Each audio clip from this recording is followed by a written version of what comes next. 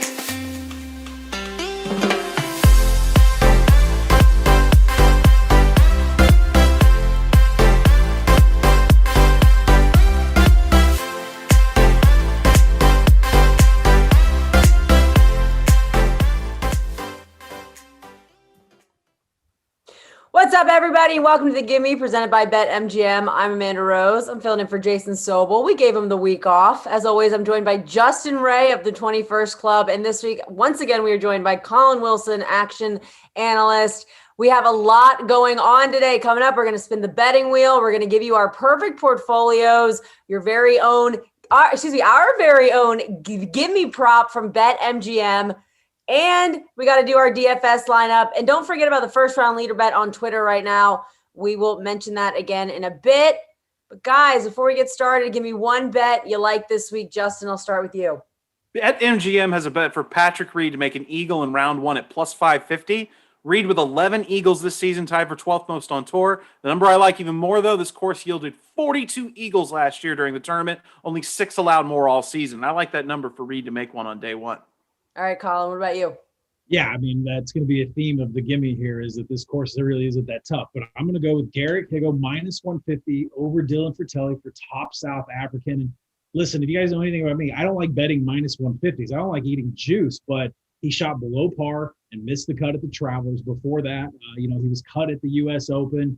This is a guy that dominates these small tracks. He won the Palmetto a few weeks ago, winning the Canary Islands, winning the Gran Canaria in May and April on the European Tour. Dylan Fratelli is not in good form right now. Terrible GIR percentage. You can be inaccurate off the tee box and get away with it in Detroit, but you cannot be inaccurate at attacking a Donald Ross green. All right, guys, and let's take a look at the top of the odds board for the Rocket Mortgage. Of course, our odds are provided by BetMGM. It's no surprise. I mean, last year's winner, Bryson, plus 750. We got P. Reed at 14-1, Hideki 18-1, along with Webb Simpson also at 18-1, Kokrak 25-1, along with Joaquin Niemann. Justin, do you like these odds? You know what? On a golf course that's not going to be particularly discriminatory in terms of ball striking ability, when golf courses are set up a little bit easier and it's a little bit soft, like we're expecting this week in Detroit, tends to bring the pack together a little bit. So I like to find some value a little bit further down the board. So Bryson absolutely justifiably should be the favorite with how he dominated this golf course, not only off the tee, but his exceptional performance putting last week. That's the right number to me. But in terms of finding value, I'm going to look a little bit further down the board this week. All right, guys. So let's look at how we did last week. It wasn't our best week. Collin, baptism by fire for you. Jay Ray and I were it's a weird week for us. We're usually always cashing. So we're on to Detroit. Yeah. We're on to Detroit. Yeah, we're on to Detroit. Brooks Koepka showed up for a non-major. Color me surprised. I know. But really, so Collin, we're going to start with you. Where are you going this week? Yeah, I mean, I'm going to start off with a Bryson DeChambeau top 5. I'm not going to take the plus 750. I'm going to go with the top 5. And I think there's a big difference between going into Detroit last year versus going into Detroit this year. Last year, he had 3 top 10s in a row. This year, I mean, we can talk about what happened at the U.S. Open about he just likes to stay in the rough and keep hitting out of the rough. And that's not going to be a factor here in this. So, picking an outright, I don't think it's good at plus 750, but this is a course that was built for Bryson to smash. Probably the easiest rough to hit out of in the PGA Tour. And, that's just going to get him a license to fly over all of Donald Ross bunkers and everything else, the switchbacks, everything that's set up. He's going to be able to fly over that. And long-term in recent form, Bryson is still top 10 in tee to green from strokes gained. Also in the top 10 strokes gained tee to green is Will Zalatoris. And I struggled with him this week because, he's -2 in strokes gained putting. And listen, I love guys like Collin Morikawa that can take their irons and just drill the pin. That's going to be great on Thursday when it's wet. I mean, Detroit's a flood zone right now. And Thursday it's going to be raining all day. So guys are going to take dead aim at the pin. It's going to negate what's going on with their putter. So I like Zalatoris to start off. We'll see how that goes. So I'm going to take him also. If you get past that, I'm still on the Neiman train. Enough said about him. Besides his round 3, he did great at the Travelers. Still cost me a little bit of money. When we go strokes gained tee to green, which combines off the tee and approach, Bo Hostler is 3rd on the golfers in this tournament in recent form. That means the last 6 weeks. So I love Hostler at 6-1 at a top 20, a guy who's just been hot lately. I like that. So I'm going to go in a little bit of a different direction. I'm actually going to start with Bryson as well.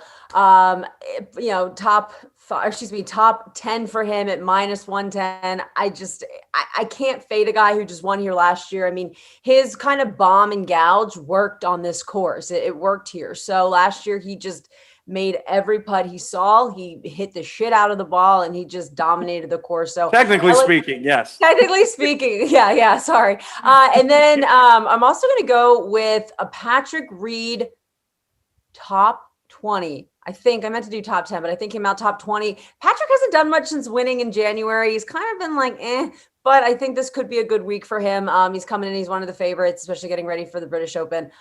Jason Kokrak, as I look at Justin Ray, Jason Kokrak for top 20. This is going to be a second start since winning Charles Schwab a few months ago. I like where his game is. He's a 2-time winner within this wraparound season. I was actually surprised to see BetMGM having him up there at 25-1 along with Joaquin Niemann. But it makes sense. The guy's been playing really well. Another guy I have, Mark Hubbard, is going to be my last top 20 pick, plus 400. I like the value there. He played really well last week. He finished in a tie for 13th. I think his game is kind of showing up, and I think this is a course where he can actually play really well. So I like that. Now, Justin, where are you going? So my first pick is going to be a guy who lit it up on the weekend at the Travelers Championship. Kevin Kisner, I've got him to top 10. Finished 3rd here last year at 18 under par. Did that despite being outside the top 10 for the week in strokes gained tee to green. I think that's a microcosm of how really hot putting can kind of push you over the top on this golf course. Also not something you want to go into trying to predict week to week. As we know, ball striking much more predictable than putting. But Kevin Kisner, top 20 in strokes gained putting for the 4th season in a row. Everyone is going to light this place up this week. I'm going to take a consistent putter like Kisner, who's coming off a really good week in Connecticut. I've also got Doc Redmond to top 10. This is a kind of a little bit more of an aggressive play for a guy who's not super accomplished on the PGA Tour so far, but 18 players have made the cut each of the last 2 years in this event. The player with the best score to par in that group is Doc Redmond, 8 for 8 in rounds under par in this event. Runner-up in 2019. Last year, he finished 21st in this tournament. Next guy I've got Cameron Tringali to top 20. A guy who's never won on the PGA Tour, has knocked on the door a lot, especially here in recent months. Tied for the third best score to par here of any player over the last 2 years. Tied for fifth in 2019, 30th place last year. Top 20 on tour this season in birdie average and scoring average. I think that's something you'd be surprised to learn looking at Tringali's overall perception and then looking a little bit deeper into his statistical profile. Making a lot more birdies than you might think.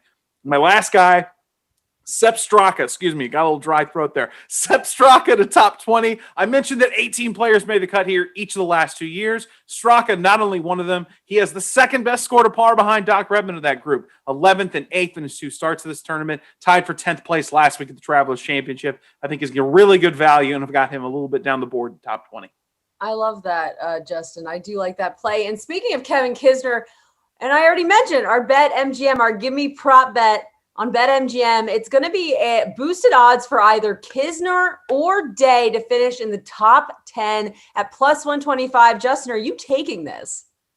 I might take it on the strength of Kevin Kisner alone. Based on what he did last week, he's a guy who kind of rolls in momentum. He had that run a couple of seasons ago where he finished runner-up 4 or 5 times in a season. He's a guy who can, like I said, build on the momentum of that putter. And then you got Jason Day, he's a super volatile pick, right? And we see glimpses of how good he can be. Shot that 62 last week at Travelers, but ultimately faded on the weekend. I kind of like it. I think I'm going to take that. All right, I love it. So now, guys, let's get into the golf course. As mentioned, we're headed to Detroit Golf Club, hosting this event for the 3rd year. It's located on the north side of the Motor City. It's Donald Ross design, 7,300 yards, par 70. Justin, what else do we know about Detroit? We talked about how we were expecting a lot of birdies. This is going to be one of the easiest courses in terms of overall field scoring the entire season.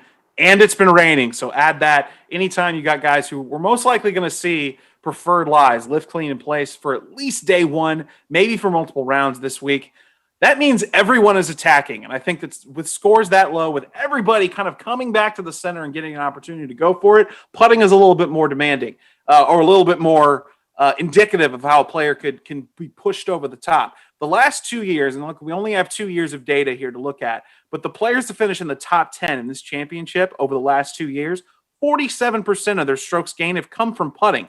And if you look even further, I know we talk about what Bryson did off the tee, and justifiably so. He put on a show last year with the driver at Detroit Golf Club. He gained more strokes on the field with his putter than he did with his driver. So there was a lot of attention paid to that driver, but I think that this is a week where, look, a hot putter is tough to predict, but I think you can find a little bit of value down the board with some guys who maybe their game doesn't always fit on the more difficult, demanding ball striking courses, but you can find some value with a guy who gets hot with the flat stick. All right, guys. The weather is going to be a little rainy on Thursday. The rest of the week looks good, so it should soften out the golf course a little bit, lead to some even lower scoring if it's even possible. Previous winners here have had a wider range of skill sets, right? I mean, it's not a very long list. You got Nate Lashley at 25 under in 2019, Bryson 23 under in 2020. We just talked about Bryson just bombing and gouging the crap out of the course, technical terms.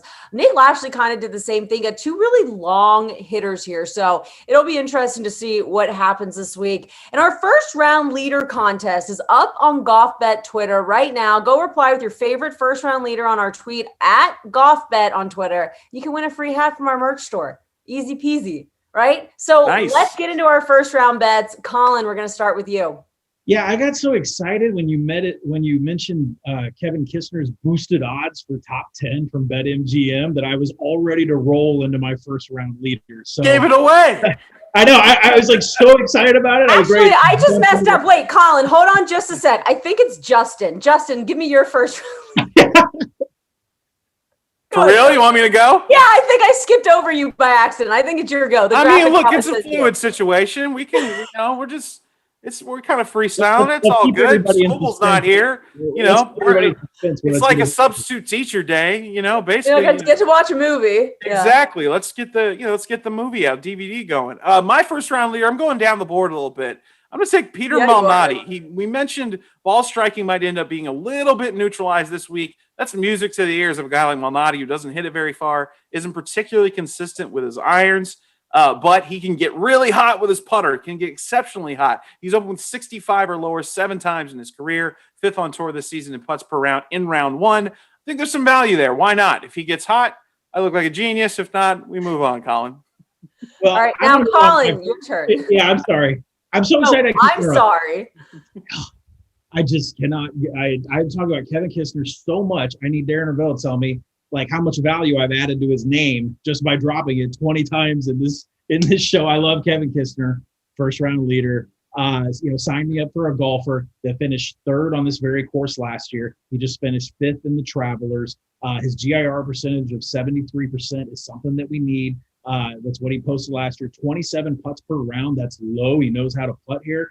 And previous first rounds here, he shot 65 and 66. So no worries about him starting off. And more importantly, as a gambler, when I make first round leader bets or I'm looking for matchups, I try to get morning guys to go up against afternoon guys. Why? When I play, I like a clean fairway. I like a clean green.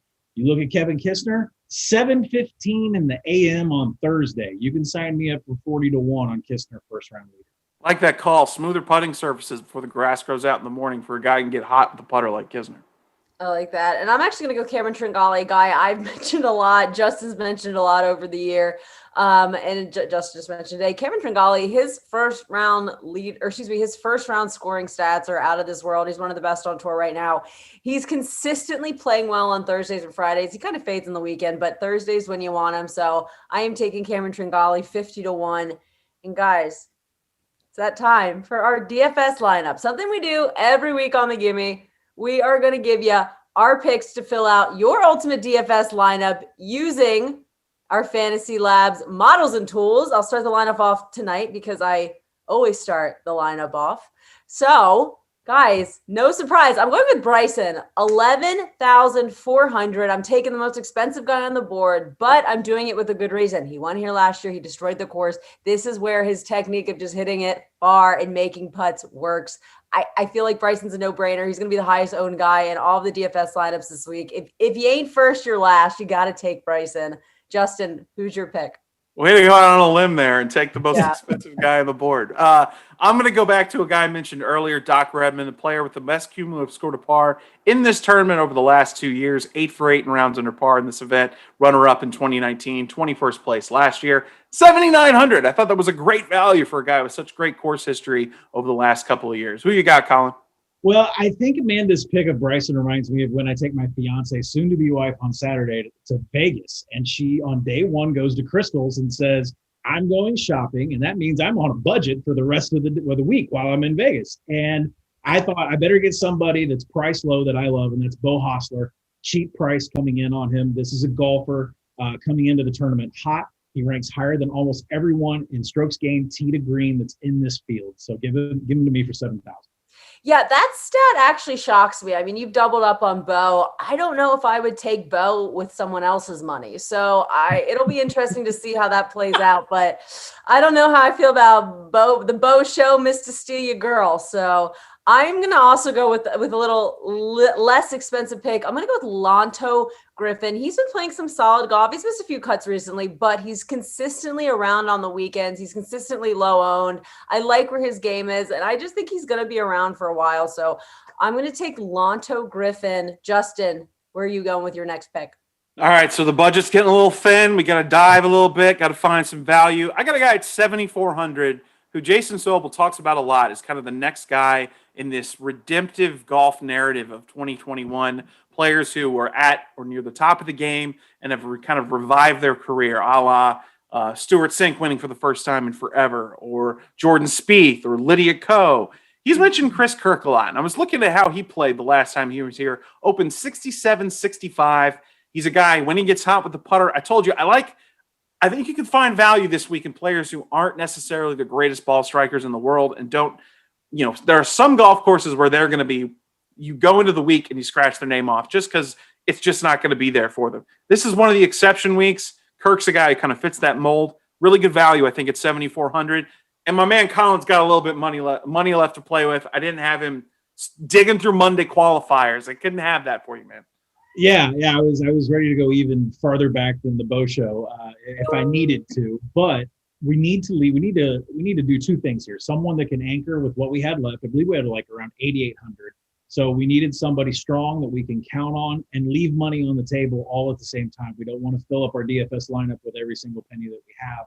So when you look at the range of golfers, Kevin Kisner falls in there. Now, I'm not going to go over why I like him because I think I've interrupted everybody and taken over the show on Kevin Kisner's name. So let's talk about the guys that are in his range that I don't trust in case you're somebody that makes multiple lineups, because I do, right? So Jason Day's health, a little bit of a questionable. He's around this price range. I can't trust him. I can't put him in a lineup. Charlie Hoffman out of the tournament, not an option to take anymore. Ricky Fowler, I'm not sure we can trust him ever again with anything. I mean, there was so much Ricky Fowler love last week and just a whole bunch of cold water. Me included. Yeah. I was all over it.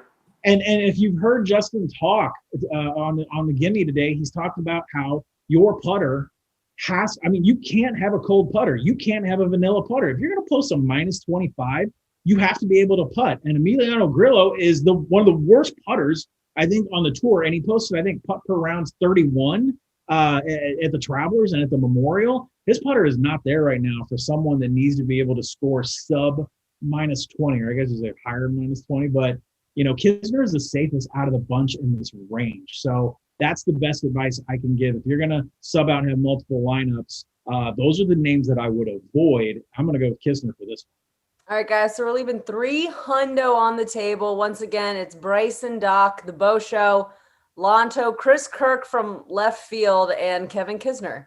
So that is your perfect ultimate DFS lineup. We're about digging and finding value, Amanda. Come on now. No, it was just really out of left field. It was a name that someone had brought up last week at the Travelers. I'm like, man, I haven't thought about him in a while. I walked past him a few times, but then someone brought him up and I was like, God, I haven't thought about him in God knows how long. Handful of wins. I wouldn't be surprised if the next 18 months he gets another one.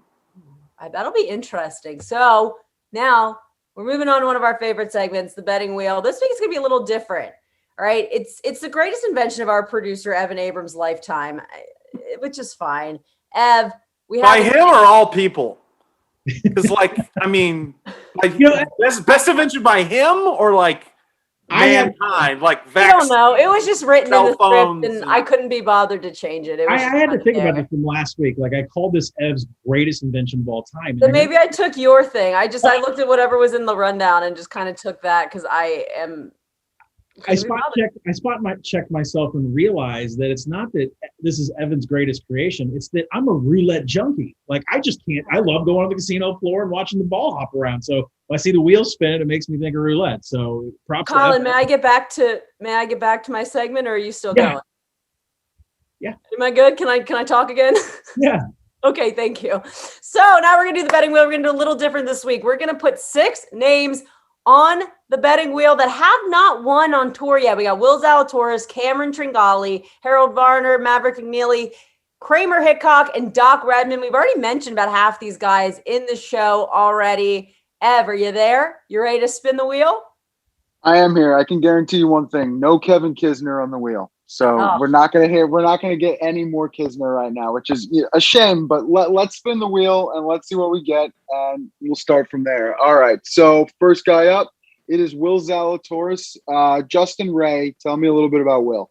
I have been a big fan of Will Zalatoris since he started ascending the web.com tour ranks week in, week out last year. This is not the week where Zalatoris can separate himself ball striking wise. I talked about philosophically, I think this is a week where it comes back a little bit to the pack. Zalatoris is an elite iron player. I love him going into the Open Championship. Got to make sure he's in the field. I'm about 95% certain he's in the Open Championship field. I love him at a lot of the more difficult golf courses throughout the year. He's going to be on my short list at the 2022 Masters. I just don't think there's a lot of value in him this week, this specific week on this easy of a golf course. All right. That's some great stuff. All right. So let me tell you this. I heard through a little bird that the guy up next, Collin Wilson, really wants Maverick McNeely. So I'm going to see. So I'm going to see right now if we can get Maverick McNeely on this spin. So let's spin the wheel and see what we get. And okay, it's Harold Varner III. Unfortunately, we couldn't get to Maverick McNeely, but Collin, what would you like here? Well, Harold Varner III has the greatest F-bomb drop in Mike history. Listen, we all want Harold Varner III to take one down. He's an Action Network favorite, company favorite. He got really hot at the end of last year, but besides the second place finish at the Heritage, it's not any missed cuts. It's not like he's getting cut from these tournaments. It's just we have a lot of 30th and 40th places until maybe the temperatures rise and he starts getting hot again. It's a stay away for me. All right. Stay away there. And of course, Miss Amanda Rose, let's see what we can give you right now. Let's pull it back and spin the wheel. Here we go. And it is, friend of the show so far, Doc Redman. What are you doing with Doc, Amanda? You know, I'm actually going to buy Doc this week. I like him for like a top 20, maybe top 30 if you can get odds on that. He played pretty well last week early. I think he was like 5 under at one point early in the week last week at the Travelers. And that course did not play easy. So I liked what I saw last week from him. I think it will translate into this week. I just think he's really close. Like he's going to do something good at some point. So I am actually going to buy Doc Redman this week. All right. Finally end on a buy. I'm happy with that. Thanks for coming out, folks. No problem. Thank you, Thanks, guys. Evan. All right. By the way, I have to apologize. I called it the web.com tour, Corn Ferry tour. Sorry. I apologize. Same thing. I can't keep Nike tour, Hogan tour, buy.com tour. I go way back. So I mean, I remember waking up last year, or not last year, like senior year of high school or sometime in high school, and they're like, the web.com tour, welcome to the web.com tour. And I'm like, I'm sorry, what? It was like overnight. Like they didn't tell us. Like there was no press release. It was just on the television. It just said web.com tour. And I'm like, what is that? yeah. It was really upsetting, but Clearly it was. Yeah. Clearly it still bothers it was really upsetting, but that is it for the Gimme. I'm Amanda Rose. I got Justin Ray, 21st Club, action analyst Collin Wilson, who's getting married on Saturday. So congratulations. Good luck to Mandy, but congratulations to you. Congrats, buddy. So, Good luck to my checking account when she goes shopping in Vegas. God bless. And I forget what Jason Need says. some winners. But go get some winners. It's a tap-in because it's a gimme, and then he throws something. But that's it. We'll see you next week. I don't know if Jason will be back. I can't remember. Bye.